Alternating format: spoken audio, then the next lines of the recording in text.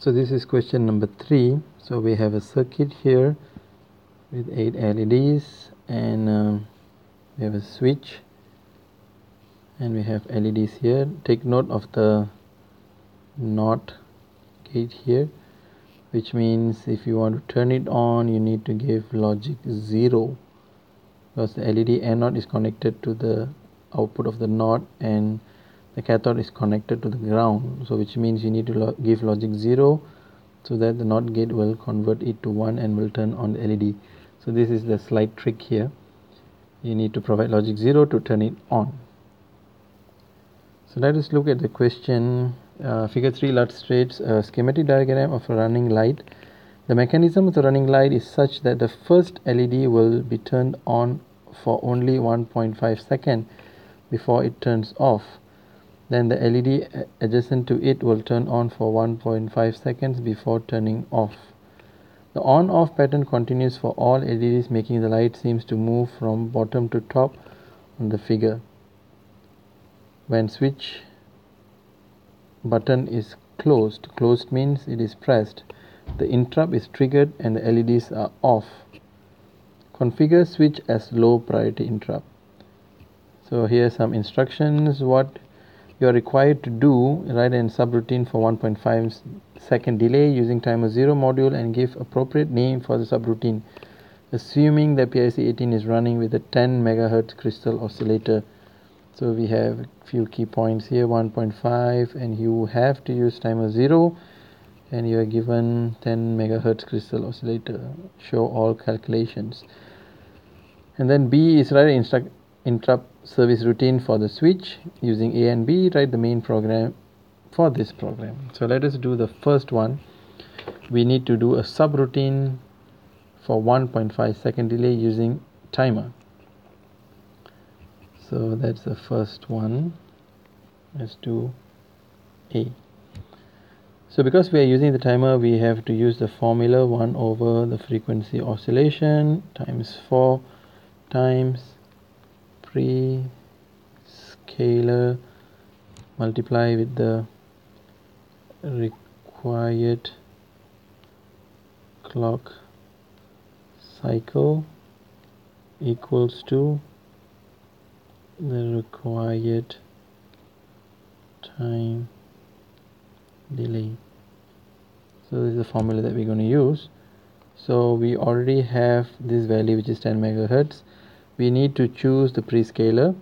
The required time delay is already given, so we need to find out what is the required clock cycle. So let us try to solve this. So we have 1 over 10 MHz multiplied by 4. So I'm going to choose the prescaler.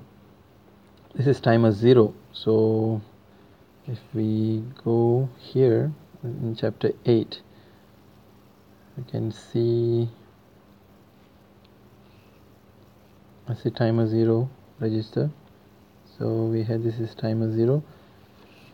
So we can see the prescaler is 2, 4, 8, 16, 32, 64, 1, 2, 8 and 2, 5, 6. I'm just going to have a wild guess. I'm just going to choose the prescaler 1 to 8. So I'm just going to choose the prescaler 1 to 8, and this is what I'm supposed to find, and equals to the required time delay is 1.5 seconds. So the required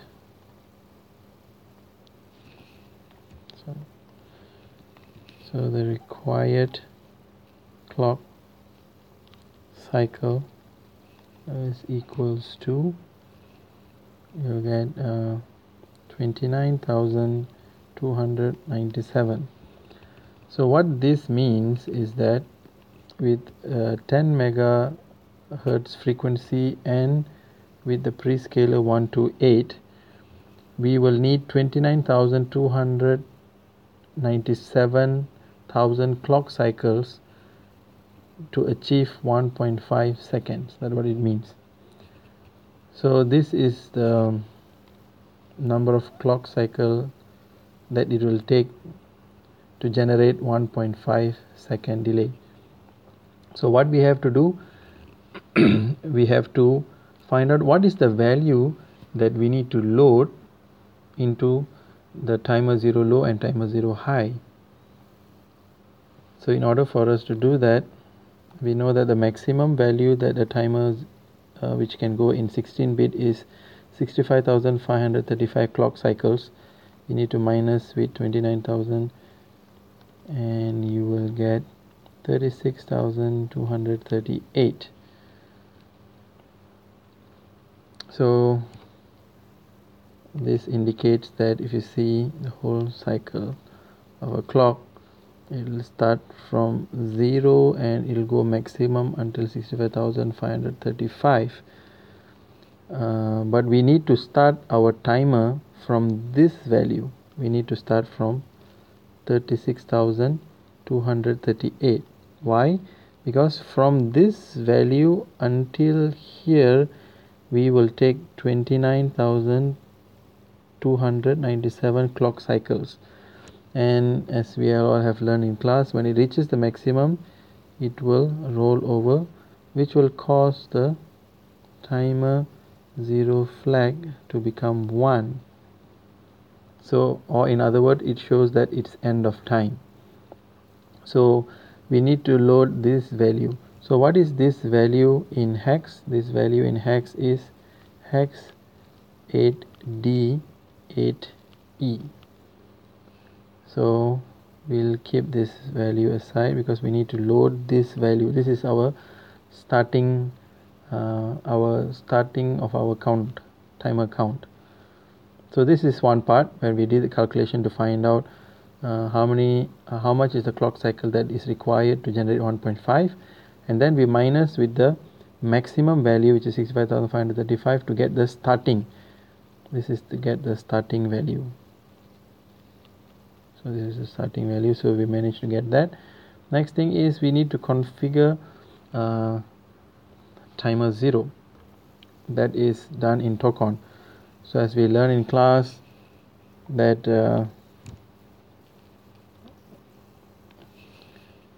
this is always 1, this is always 0, because we want to configure as 16-bit.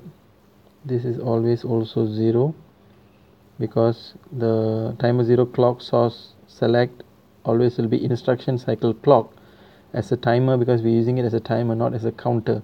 If it is a counter, the value will be 1.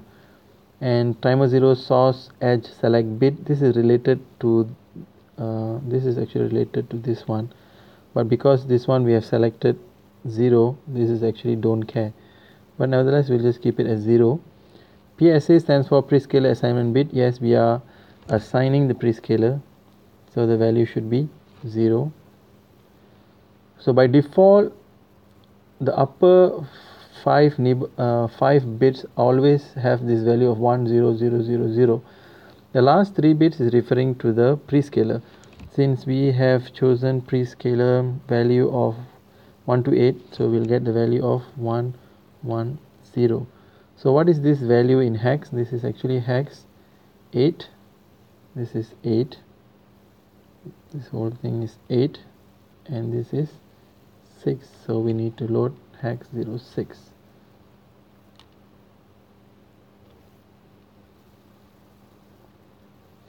So the value to load into Tokon timer 0 condition register is actually hex 86. So after we have found out the value that we need to load into Tokon and also the starting value, then we can actually write the subroutine. Another important thing which I forgot to mention is regarding the prescale value. You need to choose a prescale value as long to make sure that this value required clock cycle doesn't exceed 65,535. So if you get a value which is larger than 65,535, you can choose a larger prescale value. When you choose the larger prescale value, you'll get a lesser clock cycle. So moving on to the subroutine. So how do we write the subroutine? This is for the A part. So let's say I'm going to just name it as timer 0 delay. So this is the name. So the first thing we need to do is we need to configure the talk on register. So we're going to load the value hex 86, and you're going to move register to talk on register. So by doing this, we have configured the talk on register. Next thing is, after you have loaded this value, the timer is already start counting. So we need to load with the starting value. That's what we got this now, 8E and 8D. So we're going to load, move little value hex 8E, and we're going to move this value to timer 0 low, and we're going to move the upper byte, which is hex 8D, and we're going to move it to timer 0 high. Now take note, the starting value 8E 8D will differ if you choose a different prescale value. So don't worry if your answer is slightly different from this video solution. It can differ. So if the starting value, if it prescaler changes, this value hex 86, the 6 also will change. So these are some of the variables, so don't worry too much about it if you get slightly different. So when we load the starting value, the timer will start to count from the starting value. So because we are using timer as delay, we are going to monitor the flag bit, because when the time is over, the flag bit will become 1. So we need to keep on monitoring on this flag bit. So we need to clear the bit first, just in case. We need to bit set, and this timer 0 flag, it is actually in the incon register. We've seen that in class. So timer 0 flag. So we're going to clear it, and then we're going to bit test file register skip if set. So we're going to monitor the flag bit. Why? Because once the time is up, the flag will become 1. So this is skip if set. Skip if set means it will skip one line. Skip if set means it's already end of time. So if it's not end of time, it won't skip. So what you need to do, you need to branch wait. Where should you put a wait label? You can put it here. You wait, this whole thing will keep on looping until the flag becomes 1. When the flag becomes 1, what it indicates? It indicates that 1.5 seconds has already elapsed. So it will skip. When it skips, what you need to do? You can return back from the subroutine. So this is the first part, A, which is a question asks us to write a subroutine. So that's the first part. B, write an interrupt service routine for switch. I have to remember what you're supposed to do when the switch is pressed. So when switch button is closed, the interrupt is triggered. So we need to interrupt service routine, and what we need to do, all the LEDs are supposed to be turned off, and switch is a low priority interrupt. Okay, fine. So in order for us to off the LED, we need to look back at the circuit. As I mentioned, if you give logic 0, it will on. If you give logic 1, it will off. It is because of this NOT gate over here. So let's write the interrupt service routine. This is for the switch. Okay, so this is the, let's put a line here so that we know this is already the next part. So B, so we need to give a name for the interrupt service routine. Okay, interrupt service routine, it says interrupt 2, because the switch is connected to interrupt 2. The first thing that always we must do in the interrupt service routine is always clear the flag. So we have seen that interrupt 2's flag is in con 3. So this is interrupt 2 flag must be cleared. So always we should make sure that the flag is always clear. And then the task that we're supposed to do, we're supposed to turn all the LEDs off. Now because of the NOT gate, we need to set F port E. So this will make sure that LED will turn off, all the LEDs. Set F means if you provide logic 1 here, it will give 0, which means the LED will be turned off.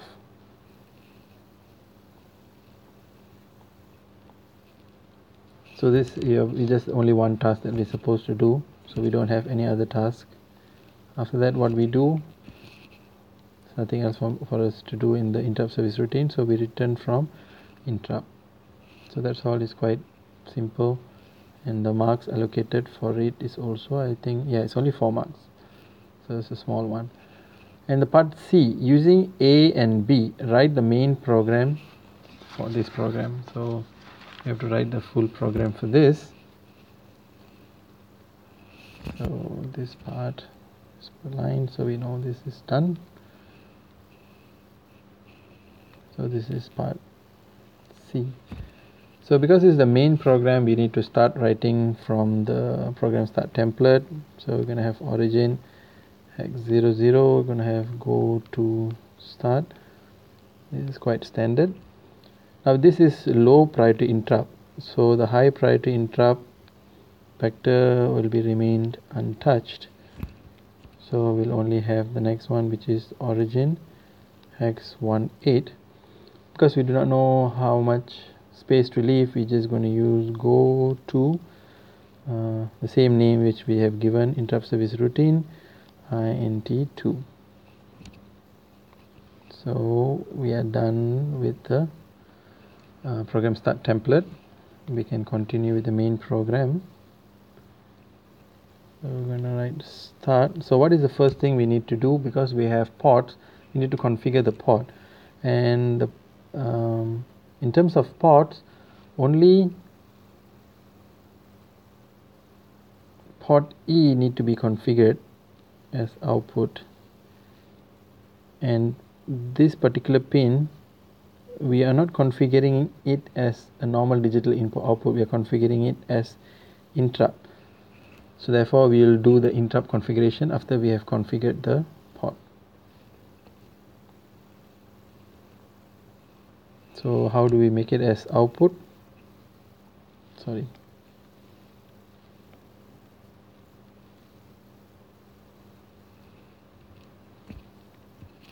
We need to clear F trace E, and this will make sure that port E will be configured as output. Now we also need to initialize. Now take note that the initialization is set F. When you give logic 1, all the LEDs will be off initially. So this will be off all LEDs. So we are done with the port configuration. Moving on is we need to we are done with port E. Now we need to configure for the input. The switch is actually, we're not using it as a digital input output, we are using it as interrupt. So we need to configure interrupt. So the process is always the same. We enable the priority scheme, which is in rcon. We want to set the IPAN bit, and then this interrupt 2 is in incon 3. We have just seen that. So we're going to clear the flag first. We're going to clear this is incon 3, and this is interrupt 2. We're going to clear the flag, and then we're going to also clear the priority bit because this is low priority interrupt. So int2 IP, and then we want to set the enable bit. So this is incon 3, incon 2, interrupt enable bit. we also need to enable the global all. So I'm just going to write GIE because we are interested in enabling all the interrupt. At the same time, we also need to set the global low interrupt enable bit GIEL because this is low priority interrupt. So with this, we are done with the interrupt configuration. So what is the main program supposed to do? It's supposed to rotate. If you look here, it's supposed to on and off. The running light is supposed to be on and off for 1.5 seconds, and is supposed to go from bottom to up. So bottom means starting from bit number 7.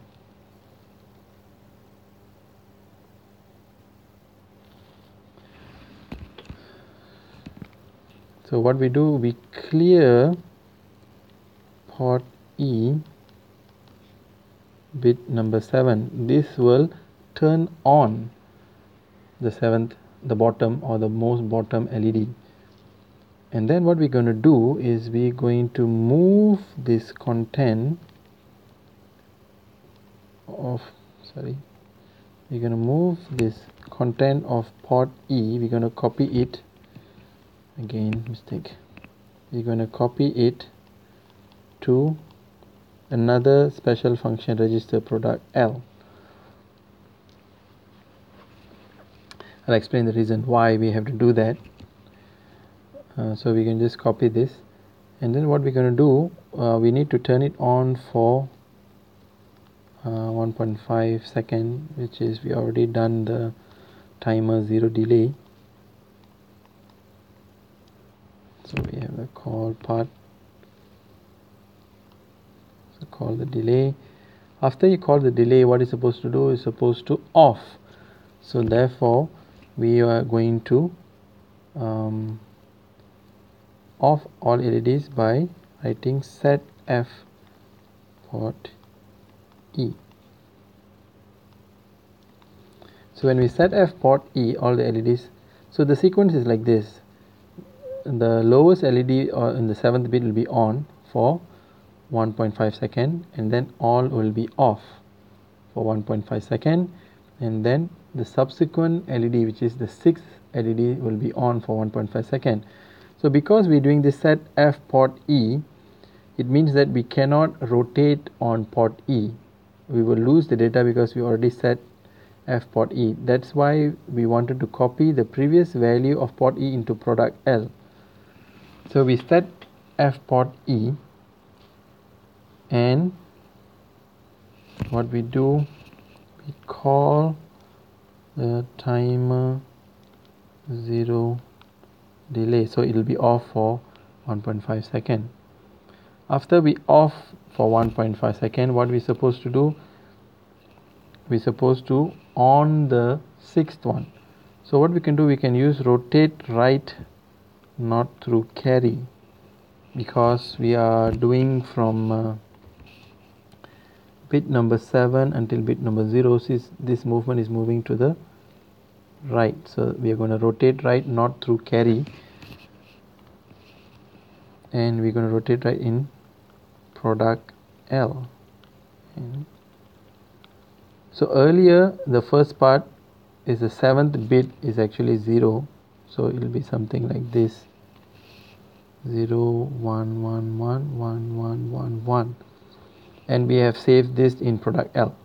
So we store this in product L because the port E value is already set, everything's set.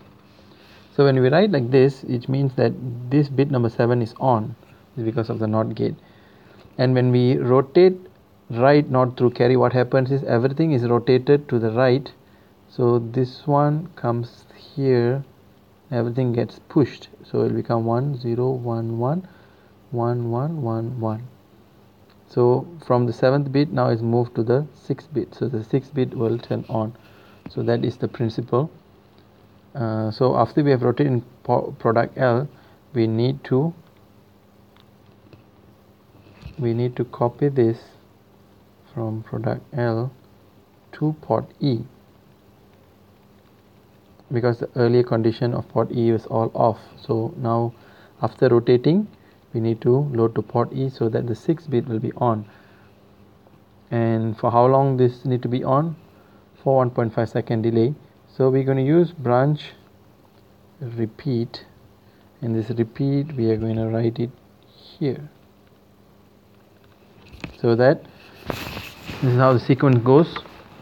The 7th bit is on and we're just copying it, and then it's going to be on for 1.5 second, and then all the LEDs will be off for 1.5 second. We're going to rotate the content of product L so that the 6th bit will be on, and then we copy from product L to port E. So when you copy port E, you can see this is the bit number 6 will be on. We go to branch repeat.